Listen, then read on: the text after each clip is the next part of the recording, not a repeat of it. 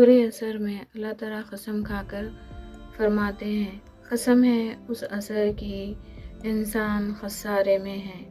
وقت ایک ایسی چیز ہے جو گزر جاتی ہے پھر واپس نہیں آتی ہے۔ اس تھوڑے سے وقت میں ہمارے پاس بہت زیادہ مواقع ہوتے ہیں۔ ان لوگوں کے لیے ہے جو وقت کے موقع کو ضائع کر دیتے ہیں۔ یہ قسم بھی اس لیے ہے، عصر کی نماز جو ہے دن کی آخری نماز ہوتی ہے۔ اس کے بعد اندھیرا چھا جاتا ہے۔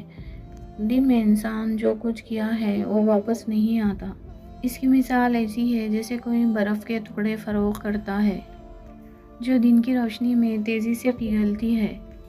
اس شخص کی کوشش یہی ہوتی ہے کہ جلد سے جلد ان برف کے تمام ٹکڑوں کو فروخت کر دے اور زیادہ سے زیادہ منافع کمائے، کیونکہ وہ برف فروخت کرے بغیر پگھل گئی تمام دن کی محنت ضائع چلی جائے گی۔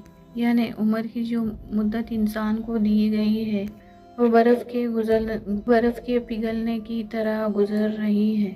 اسے اللہ کے کاموں میں صرف کیا جائے تو یہی انسان کا خسارہ ہے۔ مزید ایسی نصیحت بھری ویڈیوز کے لیے ہمارے چینل کو ضرور سبسکرائب کریں اور لائک کامنٹس کریے۔